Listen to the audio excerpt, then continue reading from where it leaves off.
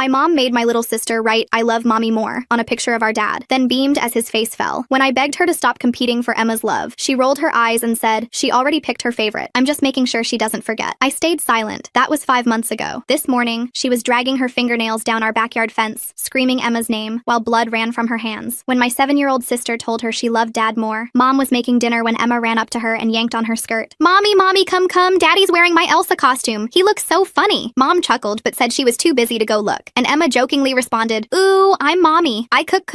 I'm too boring to have fun. She then giggled. That's why I love daddy more. She ran back to play. Mom laughed it off, but I could tell by her eyes that comment really stung her. The next day, Mom joined in on the fort building after dinner. She crawled through the blanket tunnels with Emma and even did silly voices for the stuffed animals. When Emma asked for ice cream after dinner, Mom said yes immediately. Dad raised an eyebrow, but Mom just winked at him, then proceeded to make Emma laugh by getting ice cream on Dad's nose and licking it off. A few days later, I watched Mom and Emma rolling down the hill in our backyard. Mom's expensive birthday sundress got completely ruined with grass stains and mud. Dad looked horrified, but Mom just shrugged. Memories matter more than dresses. We all thought it was extremely cute. Until then, Mom's actions started becoming more than just fun. Dad came home from work with a new puzzle for him and Emma to do, and when Mom saw it, she immediately announced that and Emma were going for ice cream. Just us girls tonight? Dad's face fell, but he didn't argue. Even worse, this became a pattern. Every night, Mom would plan some special activity for her and Emma that excluded Dad completely. I remember one specific Saturday during family drawing time the next day, Mom kept whispering to Emma. I watched her encourage Emma to draw Dad with a frown and write, I love mommy more, at the top. Dad saw the picture and his shoulders slumped. Mom just beamed like she'd won something. A few days later, Mom got finger paint and started painting directly on our living room walls with Emma. When Dad tried to stop them, Mom grabbed Emma's hand and they ran outside giggling. Me and Dad spent 3 hours scrubbing the walls clean. 2 days later, I was looking for Christmas decorations in the attic when I caught Mom lifting Emma through the opening onto the roof. The roof had no safety rails and slanted sharply. I screamed at her to stop and she rolled her eyes. We're just having fun. You're as boring as your father. The car incident happened on a Tuesday. Dad and I left Emma and Mom in the car while we went into the store to grab snacks. But when we came out, what we saw made our jaws drop. Emma was behind the wheel of Mom's SUV. Mom was in the passenger seat urging, press harder on the pedal, sweetie. Emma pressed too hard and crashed straight into a parked vehicle. The owner came rushing out minutes later. Dad immediately took the blame and handed over his insurance information plus $500 in cash while Mom was telling Emma she did great. That night, I went to check on Emma. She was curled up in her princess bed, and when I sat down, she whispered, Mommy is starting to scare me. Dad and I staged an intervention the next morning. We sat Mom down and explained she was frightening Emma with these dangerous activities. Mom's face went red. You're ganging up on the fun parent. Emma loves me more now. She said so. We tried to reason with her, but she stormed out. The next day, Dad discovered Mom had drained their entire savings account. $4,000 gone. He found the receipt. She'd bought a massive commercial-grade bouncy castle for the backyard. Emma will love this, she said when confronted. I came home from school a few days later to find Emma in the backyard holding Dad's axe. Blood was running down her leg from a gash. Mom stood nearby clapping. Come on, sweetie, this is fun. Don't mind the cut. Tough girls don't cry. Emma looked like she was about to sob. I grabbed the axe and Dad carried Emma inside to bandage her leg. Mom followed us yelling about how we were ruining everything. That night, we sat Mom down and told her very bluntly, she either stops or Dad and I are leaving. She scoffed at first, but when she realized we were serious, she agreed to let up. Well, that lasted for an entire 2 days. That's when we got the call, directly from Mom. She was sobbing so hard we could barely understand her. I messed up real bad. Come to the hospital now. We broke every speed limit getting there and found Mom in the ER waiting room. Her clothes were soaked and she was shaking. Through hysterical sobs, she explained what happened. She'd taken Emma to the old quarry for swimming fun. She kept encouraging Emma to jump into the water from higher and higher rocks. She told us Emma was scared, and after jumping from 20 feet and twisting her ankle, she told Mom she didn't want to jump anymore. Mom cried, saying she had a bad gut feeling and knew she should have stopped, but she wanted to be the fun mom so bad. She practically bullied Emma into jumping from the 30-foot rock. The rock there was salty and slippery. Emma misplaced her leg while taking the leap. She hit the shallow water wrong. Mom said there was a huge crack and Emma wasn't waking up. She was alive when she brought her in, but doctors said they couldn't promise anything. We waited in the ER for 12 hours. When the doctor finally came out, they broke the news. Emma's spinal cord was almost fully severed at L2. She might never walk again. It was the first time I had seen Dad cry in my life. They let us see Emma briefly after another hour. She was sedated but awake. When she saw us, her eyes shifted to Mom. You scare me, Mommy, get away from me. The hospital security guard approached us and asked Mom to step outside. She started protesting, but Dad grabbed her arm firmly and walked her to the hallway. I stayed with Emma, holding her small hand while machines beeped around us. Her eyes kept darting to the door, making sure Mom wasn't coming back. Through the window, I watched Dad's face turn from grief to something harder. His jaw clenched as Mom gestured wildly, clearly trying to explain herself. She kept pointing back toward Emma's room, but Dad blocked her path each time she tried to return. The doctor came back with a clipboard and started explaining Emma's condition to me since I was the only family member present. He showed me x-rays on a tablet, pointing to the damaged vertebrae. The words partial paralysis and extensive rehabilitation floated past me. All I could focus on was Emma's tiny form in that massive hospital bed. Dad returned alone 20 minutes later. His eyes were red, but his expression was determined. He kissed Emma's forehead and whispered something I couldn't hear. Then he turned to me and motioned for us to step into the hallway. Outside Emma's room, Dad pulled out his phone and started making calls. First to his mother, my grandmother, asking her to come immediately. Then to his brother, a contractor who lived 2 hours away. Each conversation was brief and urgent. He kept glancing back at Emma's room between calls. Mom appeared at the end of the hallway, trying to approach again. A nurse intercepted her, and I heard raised voices. Dad didn't even look up from his phone. He was scrolling through something, his face growing darker with each swipe. Later that evening, Grandma arrived with an overnight bag. She hugged us both tightly, then went straight to Emma's bedside. Emma's face relaxed slightly when she saw her. Grandma had always been her safe person, the one who read her bedtime stories and made her favorite cookies. Dad pulled me aside while Grandma sat with Emma. He showed me his phone screen. Mom had already posted on social media about the tragic accident with crying emojis and requests for prayers. The comments were full of sympathy and support. Nobody knew the truth about how it happened. The next morning, Emma was awake and more alert. Physical therapists came to evaluate her. They moved her legs gently, testing for sensation. Emma winced but couldn't feel anything below her knees. The therapist made notes on her chart while explaining the long road ahead. Mom tried to visit again during shift change. She'd brought a giant teddy bear and balloons. The nurses had apparently been instructed not to let her in without Dad's permission. She left the gifts at the nurse's station, and I saw her crying in the elevator as the doors closed. Dad's brother Vlad arrived that afternoon. The two men huddled in the corner of the waiting room, speaking in low voices. Vlad kept shaking his head and running his hands through his hair. I caught fragments of their conversation about emergency custody and documentation. Emma had her first surgery 2 days later to stabilize her spine. We waited in the surgical waiting room, Dad pacing back and forth while Grandma knitted to keep her hands busy. Mom showed up halfway through, but hospital security escorted her to a separate waiting area after Dad spoke to them. The surgery went well, but the surgeon's update was sobering. Emma would need months of physical therapy. She might regain some function, but walking normally was unlikely. Dad's fist clenched so tight his knuckles went white. That night, while Emma slept, Dad made more phone calls. This time to the bank, to his insurance company, to his employer about family medical leave. He was building something, preparing for something, though I didn't fully understand what yet. Mom sent me dozens of text messages, photos of Emma as a baby, videos of them playing together, long paragraphs about how sorry she was. I didn't respond. Every time my phone buzzed, I remembered Emma's terrified face when she'd asked Mom to leave. The social worker visited on day 4. She interviewed each of us separately, asking careful questions about Emma's home life and the events leading to her injury. The pattern emerging here reveals how Mom's need for validation completely overrides her parental judgment. Notice how she frames every interaction as a competition with Dad, rather than focusing on Emma's actual needs or safety. Dad had prepared a folder with printed screenshots of Mom's social media posts, bank statements showing the drained savings, and photos of Emma with the axe wound. Emma started physical therapy while still in the hospital. The therapist helped her do simple exercises, trying to maintain muscle tone in her paralyzed legs. Emma tried so hard, her face scrunched in concentration, but her legs wouldn't respond to her commands. Mom managed to sneak in during a shift change. I found her standing over Emma's bed, stroking her hair and whispering apologies. Emma's monitors started beeping faster, her heart rate spiking. She kept her eyes squeezed shut, pretending to sleep. I pressed the call button and told the nurse Mom wasn't supposed to be there. Mom turned on me, her face twisted with anger. She accused me of poisoning Emma against her, of taking Dad's side, of ruining their special bond. Security arrived before she could say more. Dad moved fast after that. He met with a family lawyer recommended by Vlad, gathering all the documentation we'd collected. Photos of the finger paint on the walls, the receipt for the bouncy castle, medical records from Emma's axe wound, witness statements from neighbors who'd seen Mom putting Emma on the roof. The house felt empty without Emma's laughter. Dad and I took turns staying at the hospital, making sure someone was always with her. We brought her favorite books, her stuffed animals, anything to make the sterile room feel more like home. Mom's behavior escalated. She showed up at my school, trying to convince me to talk to Dad on her behalf. She called Dad's work repeatedly until his boss had to get involved. She even contacted Emma's teacher, spinning stories about Dad keeping her from her daughter. One evening, while Dad was meeting with the lawyer, I sat with Emma as she ate dinner. She could only manage a few bites of the hospital food. She asked me in a small voice if she would ever walk again. I didn't know how to answer. Grandma moved in temporarily to help. She cooked meals, did laundry, and made sure I got to school on time. She also stood guard at the hospital, turning Mom away when she tried to visit during Dad's shifts at work. The medical bills started arriving. Even with insurance, the costs were staggering. Dad spent hours on the phone with billing departments, insurance companies, and the hospital financial aid office. The stress showed in the new lines on his face. Emma had good days and bad days. Sometimes she worked hard in physical therapy, determined to regain feeling in her legs. Other times she just cried, asking why Mommy made her jump from the rock. The therapist said the emotional trauma might take longer to heal than the physical injuries. Mom hired her own lawyer. Papers arrived at the house demanding visitation rights. Dad crumpled them up and threw them in the trash, then retrieved them and smoothed them out, knowing he'd need them for documentation. Vlad helped Dad install security cameras around the house. They put new locks on all the doors and windows. Dad didn't say it out loud, but we we all knew he was worried about what mom might do next. Emma's 7th week in the hospital brought a small breakthrough. She felt a tingling sensation in her left foot during therapy. The therapist warned us not to get our hopes up too high, but Emma smiled for the first time since the accident. Mom's social media posts grew increasingly erratic. She shared old photos of her and Emma with captions about being kept from her baby. She tagged Dad's employer, my school, even the hospital. Dad documented everything, adding it to his growing file. The night before Emma's discharge, we had a family meeting in her room. Dad explained that she'd be coming home, but things would be different. We'd converted the dining room into a bedroom since she couldn't manage stairs. A wheelchair ramp was being installed. Physical therapists would come to the house 3 times a week. Emma listened quietly, then asked if mommy would be there. Dad knelt beside her bed and promised he would keep her safe. She nodded, trusting him completely, though I saw fear flicker in her eyes. As we prepared to take Emma home, I thought about how much had changed in just 2 months. Our family was broken, maybe beyond repair, but Emma was alive, and that's what mattered. The real battle was just beginning. The wheelchair ramp installation crew arrived at dawn. I watched from the window as they measured and cut lumber, the sound of power tools drowning out the morning birds. Dad supervised every detail, checking angles and testing the surface. Emma sat in her temporary wheelchair on the porch, her hands gripping the armrests. Mom's car pulled up across the street. She sat there for 20 minutes just watching. Dad noticed but kept working with the crew. When Mom finally got out and approached, Dad intercepted her at the sidewalk. Their conversation lasted less than a minute before Mom stormed back to her car and sped away. Emma's first night home proved challenging. The hospital bed we'd rented barely fit in the converted dining room. She woke up crying 3 times, disoriented and calling for help. Each time, Dad or I rushed to her side. Grandma slept on the couch nearby, ready to assist. The next morning brought our first home physical therapy session. The therapist, a patient woman named Nicole, worked with Emma for an hour. She showed us exercises to help maintain muscle tone and prevent complications. Emma struggled through each movement, sweat beading on her forehead. Mom attempted another visit that afternoon. This time she brought Emma's favorite aunt, clearly hoping family pressure would grant her access. Dad stood firm at the door. The aunt looked uncomfortable, caught between family members. After they left, Dad found a gift bag on the porch containing expensive toys and a note begging for forgiveness. I returned to school reluctantly, worried about leaving Emma. My teachers had been informed about the situation, offering extensions on assignments. During lunch, I noticed Mom's car in the visitor parking lot. The principal later told me she'd tried to sign me out early, claiming a family emergency. Emma's progress remained slow. The tingling in her left foot came and went unpredictably. Some days she could wiggle her toes slightly. Other days brought no sensation at all. The physical therapist reminded us that spinal injuries were unpredictable, recovery nonlinear. Dad discovered Mom had been calling Emma's doctors, pretending to be his assistant to get medical updates. The hospital tightened their information protocols after that. Only Dad could receive updates, and only in person with proper identification. Vlad spent weekends helping Dad modify the house for Emma's needs. They installed grab bars in the bathroom, widened doorways, and created smooth transitions between rooms. Emma watched from her wheelchair, occasionally pointing out where she needed extra support. Mom's tactics shifted. She started sending gifts through delivery services, stuffed animals, books, art supplies. Each package included letters professing her love and minimizing the incident. Dad photographed everything before storing it in the garage, building his documentation file. The medical bills kept mounting. Even with payment plans, the financial strain was obvious. Dad sold his motorcycle and took extra shifts when possible. Grandma contributed from her pension. We all made sacrifices, united in supporting Emma's recovery. Emma's emotional state fluctuated wildly. Some days she seemed almost like her old self, laughing at cartoons and playing with toys. Other days she barely spoke, staring at her motionless legs with hollow eyes. The trauma counselor visited twice a week, using play therapy to help her process. Mom showed up during one of Emma's physical therapy sessions. She'd somehow learned the schedule and waited until Dad stepped out to take a work call. Nicole immediately stopped the session and wheeled Emma to her bedroom while I blocked Mom's path. Her desperate pleas echoed through the house until Dad returned and escorted her out. The security cameras proved their worth repeatedly. They captured Mom attempting to enter through the back gate at night, testing windows, and even trying to befriend our elderly neighbor for house access. Dad compiled the footage, adding it to his ever-growing documentation. Emma's school situation required careful planning. She couldn't return to her regular classroom yet. The district provided a home tutor 3 days a week. Emma struggled with the change, missing her friends and normal routine. We arranged video calls with classmates, trying to maintain some normalcy. Mom's lawyer sent increasingly aggressive letters demanding access. They questioned Dad's decisions, implied neglect, and threatened various legal actions. Dad's lawyer responded with documentation of Mom's dangerous behavior and Emma's explicit fear of her mother. One morning, I found Mom had left dozens of printed photos under our door, pictures from before the accident, showing happy moments between her and Emma. The manipulation was obvious, but it still hurt seeing those memories weaponized. Emma achieved a major milestone in week 10. She stood with support for 30 seconds. The physical therapist helped her rise from the wheelchair using parallel bars. Her legs shook violently, but they held her weight. We all cried, including Nicole. Mom's social media campaign intensified. She created a blog detailing her wrongful separation from Emma, painting herself as a victim of Dad's controlling behavior. Friends and distant relatives started calling, having only heard Mom's version. Dad refused to engage publicly, focusing on Emma's care. The financial pressure forced difficult decisions. Dad considered selling the house for something smaller, more accessible for Emma. Vlad offered to buy Dad's truck and loan it back to him, a gesture that brought Dad to tears. Mom's playing lawyer ping pong while Emma's learning to walk again. again. Talk about priorities getting as twisted as a pretzel in a blender. The security cameras catching her window shopping at midnight like some discount burglar really shows her problem-solving skills. We were running out of resources. Emma's progress plateaued frustratingly. The initial improvements stalled, leaving her with minimal sensation and no functional movement below the knees. The doctors adjusted expectations, talking about permanent accommodations rather than full recovery. Mom attempted to ambush us at a medical appointment. She waited in the parking garage, approaching as Dad transferred Emma from car to wheelchair. Emma started hyperventilating, her whole body shaking. Security intervened while I comforted Emma, but the damage was done. She refused to leave the house for days afterward. Grandma's health began declining from the stress. She developed high blood pressure and needed her own medical appointments. The role reversal was hard. She'd come to help us, but now needed care herself. Dad hired a part-time aide, another expense we couldn't afford. Emma's birthday approached, her first since the accident. She asked for a small celebration, just family. When she specifically said no, mommy, it broke my heart. We planned a quiet party with her favorite cake and a few presents we'd scraped together. Mom discovered the birthday plan through social media. A cousin had innocently mentioned it. She showed up with an enormous gift and demanded entry. Dad physically blocked the door while she screamed accusations. Emma heard everything from her room, sobbing into her pillow. The incident prompted Dad to seek a restraining order. The lawyer said we had enough documentation, but the process would take time. Meanwhile, Mom's harassment continued through every available channel. Emma started having nightmares about water. She'd wake up gasping, feeling like she was drowning. The trauma counselor increased sessions, but progress was slow. Emma refused to take baths, only allowing quick showers while gripping safety bars. Mom recruited flying monkeys, friends and relatives who believed her version of events. They called constantly, sent messages, and even showed up at our door. Each interaction drained our energy, time we needed for Emma's care. Vlad discovered Mom had been spreading rumors at Dad's workplace, claiming he was abusive and controlling. Dad's boss, fortunately, knew the truth and supported him, but the whispers and stares from co-workers added another layer of stress. Emma's small improvements became our lifeline. She learned to transfer herself from bed to wheelchair with minimal help. She could shower sitting down with grab bars. Each tiny independence victory felt monumental. Mom's attempts grew more creative and disturbing. She hired a private investigator to photograph our daily routines. She sent Emma's former babysitter to check on things. She even contacted my school counselor with concerns about my home life. The breaking point came during Emma's pool therapy session. It was her first time near water since the accident, a carefully controlled therapeutic environment. Emma was making progress, floating with support, when Mom appeared at the pool's glass viewing window. Emma saw her and panicked, inhaling water and choking. The therapist pulled her out immediately, but Emma was hysterical, fighting anyone who tried to touch her. The session ended with Emma vomiting from fear and refusing to continue therapy. Dad finally snapped. He confronted Mom in the parking lot while I stayed with Emma. I couldn't hear the words, but I saw Dad's controlled fury, Mom's dramatic gestures, and eventually her speeding away. Dad returned shaking with rage. That night, we held an emergency family meeting. Dad, Grandma, Vlad, and I discussed options while Emma slept. The situation was unsustainable. Mom's escalating behavior was undoing Emma's progress. We needed a permanent solution. Vlad suggested moving out of state, starting fresh where Mom couldn't follow. Grandma worried about Emma's medical team and established care. Dad researched legal options in other jurisdictions. I just wanted Emma to feel safe again. Emma must have overheard because she wheeled herself out, tears streaming. She begged us not to make her leave her doctors, her room, the only stability she had left. We promised to find another way. Dad spent the next days on the phone with lawyers, social workers, and advocacy groups. The restraining order paperwork moved forward slowly. Mom's lawyer fought every step, demanding psychological evaluations and supervised visitation. Mom's behavior suggested she was unraveling. Her social media posts became increasingly incoherent. She posted old videos of Emma walking, running, jumping, all the things she'd stolen from her. The cruelty was breathtaking. One afternoon, while Dad was at a legal meeting and Grandma napped, I heard a noise in the backyard. Through the window, I saw Mom trying to dismantle a section of our new fence. She was crying, pulling at boards with her bare hands. I called Dad immediately and kept Emma distracted in her room. By the time Dad arrived with Vlad, Mom had bloodied her hands on the fence. They found her collapsed in the yard, sobbing about needing to see her baby. The police came this time. Mom was taken for psychiatric evaluation. Dad struggled with conflicting emotions, anger at what she'd done to Emma, but sadness at her obvious mental deterioration. We all felt the weight of how wrong everything had gone. Emma sensed the shift in the house that evening. She asked if Mommy was sick, if that's why she did bad things. We tried to explain mental health in terms a 7-year-old could understand while validating her fear and anger. The psychiatric hold lasted 72 hours. During that time, we experienced something we'd almost forgotten: peace. Emma relaxed slightly, participated more in therapy, even smiled during a video call with school friends. When Mom was released, she'd been prescribed medication and mandatory therapy. Her lawyer contacted Dad about a proposed agreement. Mom would stay away if Dad dropped the restraining order pursuit. Dad refused, knowing we needed legal protection. Emma's recovery took a positive turn during Mom's absence. She regained more sensation in her left foot and could move her toes deliberately. The physical therapist was cautiously optimistic about potential partial mobility with intensive therapy. We used the calm period to establish better routines. Emma started online school sessions, connecting with her teacher and classmates regularly. She joined a virtual support group for children with spinal injuries. Slowly, she was building a new normal. Mom's return to harassment was swift but different. The medication seemed to dull her intensity but not her determination. She sent letters through her lawyer proposing various compromises: supervised visits, phone calls, calls, even just sending letters to Emma. Dad consulted Emma's trauma counselor about the proposals. The counselor was clear. Emma wasn't ready for any contact. The fear was still too fresh, the trauma too recent. Forcing interaction could cause serious setbacks. We focused on small victories. Emma learned to cook simple meals from her wheelchair. She started drawing again, though her pictures were notably darker than before. She even laughed at Dad's terrible jokes occasionally. The restraining order hearing approached. Dad prepared meticulously, organizing evidence and witness statements. Vlad took time off work to testify. Even some neighbors offered to speak about what they'd witnessed. Mom hired a new lawyer, someone known for aggressive tactics. They filed counter motions, demanded access to Emma's medical records, and questioned Dad's fitness as a parent. The legal maneuvering was exhausting. Emma's 8th birthday was 6 months away, but she was already worried about it. She made me promise to help Dad keep Mommy away. The fact that a 7-year-old was planning defense strategies for her own birthday broke my heart. Physical therapy yielded incremental progress. Emma could stand for 2 minutes with support. She had sensation in both feet, though motor control remained limited. Each session pushed her limits, leaving her exhausted but determined. Mom's mother, our other grandmother, finally reached out. She'd been getting only Mom's version of events and was shocked by the truth. She offered to help however she could, even if it meant testifying about her daughter's behavior. The family fractures spread wider. Relatives chose sides based on incomplete information. Holiday planning became a minefield. Emma asked why some cousins didn't visit anymore, another loss in her changed world. Dad's employer offered permanent remote work to help with Emma's care. The flexibility was crucial for appointments and therapy sessions. His co-workers organized meal deliveries and gift cards, small kindnesses that meant everything. Emma developed coping mechanisms, some healthy and some concerning. She insisted on checking door locks repeatedly. She kept a whistle by her bed. She made me promise never to leave her alone with Mommy, even though we assured her it wouldn't happen. The restraining order hearing was postponed when Mom's lawyer filed for more preparation time. The delay frustrated everyone, but our lawyer assured us it would ultimately strengthen our case. More time meant more documentation of Mom's continued harassment. Emma's progress inspired us all. She learned to navigate curbs in her wheelchair. She could shower independently with safety equipment. She even started talking about returning to school part-time next year. Mom's attempts to circumvent our boundaries grew more creative. She sent packages to Emma's friends' houses, hoping they'd deliver them. She volunteered at community events, knowing we might attend. She was everywhere and nowhere, a constant threat. The day before the rescheduled hearing, Mom made her boldest move yet. She arrived with a moving truck, claiming she was taking her belongings from the house. Dad called the police while I kept Emma calm in her room. Mom's using a moving truck like it's some kind of custody Uber. Pretty sure that's not how joint property works, but okay. The timing right before court is chef's kiss level of making your own case worse. The officers reviewed the situation and prevented Mom from entering. She screamed about her rights, her property, her daughter. Emma heard it all, despite our efforts. The trauma counselor had to do an emergency session that night. As we prepared for the hearing, I reflected on our new reality. Emma was stronger than any 7-year-old should have to be. Dad had aged years and months. Grandma's health remained fragile. We were surviving, but at such a cost. The hearing would determine our immediate future, but the long term remained uncertain. Emma might never walk normally again. Mom's mental health seemed to be deteriorating. Our family was forever changed by one person's desperate need to be the fun parent. But we had each other. We had small victories and growing hope. Emma was alive, getting stronger, learning to navigate her new reality. The battle wasn't over, but we were still fighting. The hearing morning arrived with unexpected complications. Mom's new lawyer filed an emergency motion claiming Dad had hidden assets. The judge postponed proceedings to review financial documents. Dad's hands shook as he gathered bank statements, tax returns, and receipts showing every penny spent on Emma's care. During the delay, Mom attempted contact through Emma's physical therapist. She'd called the therapy center pretending to be updating insurance information, then broke down crying about missing her daughter. Nicole professionally declined to relay messages but warned us about the breach. Emma's anxiety spiked with the hearing postponement. She barely slept, constantly checking that her bedroom door was locked. I found her practicing wheelchair maneuvers at 3 a.m., preparing escape routes in case Mom somehow got inside. The trauma counselor added emergency sessions. 2 days before the rescheduled hearing, Vlad discovered Mom had been photographing our house from various angles. The neighbor's security camera caught her measuring distances from the street to Emma's window. Dad immediately moved Emma's bed away from all windows and installed blackout curtains. The financial review revealed Mom had opened credit cards in Dad's name, maxing them out on cash advances. $23,000 in debt we didn't know existed. Dad's lawyer scrambled to add fraud documentation to our case, while Dad spent hours on the phone with credit agencies. Emma's physical therapy suffered. She couldn't focus on exercises, constantly watching the door. Her progress reversed. The 2-minute standing record dropped to 30 seconds. Nicole suggested postponing sessions until after the legal situation stabilized, but Emma insisted on continuing. Mom's mother visited unexpectedly, bringing disturbing news. She'd found journals at Mom's apartment detailing elaborate plans to rescue Emma. The entries included researched wheelchair-accessible routes to the Canadian border and lists of medications that could sedate a child. Grandma turned everything over to Dad's lawyer. The night before the hearing, none of us slept. Emma had panic attacks every few hours. Dad paced the house checking locks and cameras. I sat in Emma's doorway, watching her fitful sleep. Grandma made endless cups of tea nobody drank. Court day began with Mom arriving in a wheelchair, claiming stress-induced paralysis. Her lawyer argued she needed accommodation and understanding, not restriction. The judge ordered medical verification. Mom miraculously stood when the bailiff mentioned calling paramedics. Dad presented our evidence methodically, security footage, medical records, financial fraud documentation, witness statements. The judge's expression grew increasingly grim as the pattern emerged. Mom's lawyer tried interrupting repeatedly but was shut down. Emma's testimony came via video link from a secure room. She spoke clearly about her fear, the nightmares, the accident. When asked if she wanted to see Mom, Emma's whole body trembled as she shook her head. The judge noted her obvious distress. Mom's testimony unraveled quickly. She contradicted herself about the quarry incident, claimed the roof access was safe, insisted the axe wound was exaggerated. When shown photos of Emma's injuries, she blamed Dad for not supervising better. Her lawyer visibly winced. The judge called a recess after Mom's outburst about being the victim. During the break, Mom cornered me in the hallway bathroom. She grabbed my shoulders, begging me to tell the judge Emma needed her mother. Security removed her when I screamed. Vlad testified about Mom's attempts to access the house, showing footage from cameras she didn't know existed. The judge watched Mom testing windows at 2 a.m., trying to pick locks, even attempting to bribe the mailman for a key. Each video strengthened our case. Nicole provided professional testimony about Emma's regression during Mom's contact attempts. She explained how Emma's physical progress directly correlated with feeling safe. The medical evidence was clear. Mom's presence actively harmed Emma's recovery. Mom's final witness, a friend who'd only heard her version, crumbled under cross-examination. She admitted she'd never actually seen Mom with Emma post-accident, had only heard Mom's stories. She left the stand looking shaken, realizing she'd been manipulated. The judge's decision came swiftly. Permanent restraining order, no contact until Emma turned 18. Mom screamed about her rights, her love, her baby. The bailiffs moved closer as she advanced toward Dad. Her lawyer physically held her back. Outside the courthouse, Mom made one last attempt. She broke free from her lawyer and ran toward Dad's car where Emma waited. I threw myself between them while Dad started the engine. Mom pounded on my back, screaming Emma's name, until police intervened. The drive home was silent except for Emma's quiet sobs. She'd heard everything through the car windows. Dad reached back to hold her hand while I rubbed her shoulders. Grandma waited on the porch, her face asking questions we'd answer later. That night, Emma slept peacefully for the first time in months. No checking locks, no nightmares, no panic. Dad sat outside her door anyway, finally allowing himself to cry. The battle was won, but the cost was staggering. Mom's harassment didn't end immediately. She sent letters through various relatives, created fake social media accounts, even hired a plane to fly a banner over our house. Each violation was documented and reported. Her own lawyer eventually dropped her as a client. Emma's recovery accelerated without the constant fear. She stood for 5 minutes within a week. Her toes responded more consistently. Nicole cried happy tears when Emma took a supported step using parallel bars. Hope crept back into our lives. The financial aftermath took months to resolve. Dad fought every fraudulent charge while managing Emma's medical expenses. Vlad organized a fundraiser that helped cover therapy costs. The community support overwhelmed us. People who'd watched Mom's descent wanted to help. Emma's emotional healing progressed slowly. She still startled at unexpected noises and insisted on seeing who was at the door before opening it. But she smiled more, laughed at movies, even asked about returning to school for art class. 6 months after the hearing, Mom was arrested for violating the restraining order. She'd been caught on school property during Emma's virtual graduation ceremony. The criminal charges finally stopped her attempts. Prison became her new reality. Emma learned to walk with forearm crutches, defying the initial prognosis. Each step required enormous effort, but she persisted. The day she walked across her bedroom unassisted, we all sobbed. She'd never run or jump again, but she could walk. Dad slowly rebuilt our financial stability. He took a promotion requiring more hours but allowing remote work. The balance wasn't perfect, but Emma never lacked care or support. We learned to function as a smaller, stronger family unit. Emma's 9th birthday arrived peacefully. She requested a pool party, facing her water fear directly. With her crutches set aside, she floated with friends, laughing. The joy on her face erased months of pain. She was healing, truly healing. Mom's letters from prison went unanswered. Emma made that choice independently, asking Dad to return them unopened. She focused on moving forward, not dwelling on the past. Her strength amazed everyone who knew our story. The house modifications became permanent fixtures. What started as emergency adaptations evolved into Emma's personalized space. She decorated her room with artwork created during recovery, each piece showing her journey from darkness to hope. Emma returned to school part-time, using a combination of wheelchair and crutches. Her classmates welcomed her warmly. She joined the art club and student newspaper, finding new ways to express herself. Normal felt different, but possible. 2 years post-accident, Emma competed in an adaptive sports event. Watching her race in her wheelchair, determination etched on her face, I saw the fighter she'd become. She didn't win, but her smile crossing the finish line was victorious. Dad found love again with a physical therapist from the hospital. She understood our family's scars and brought patience and warmth. Emma approved after careful observation, even asking if she could be in the wedding. Healing happened in unexpected ways. Mom's release date loomed eventually, but we were ready. Legal protections remained in place. Emma, now 12, felt secure in her identity beyond the trauma. She knew Mom might try returning, but also knew we'd protect her. Our family looked different than before. Smaller, scarred, but unbreakable. Emma walked with crutches but stood tall. Dad carried stress lines but smiled freely. Grandma moved slower but remained our foundation. I grew up faster than planned, but found purpose in protecting my sister. The cost of Mom's desperate need to be the fun parent was measured in Emma's steps, Dad's gray hair, and Grandma's medication bottles. But we survived. More than that, we learned to thrive within our new reality. Emma's laughter returned, different but genuine. That victory mattered most. Thanks for spending this time with me today. I really appreciate you letting me tag along to reflect and take it all in with you. Until next time, Take care of yourself out there. Subscribe for more content like this.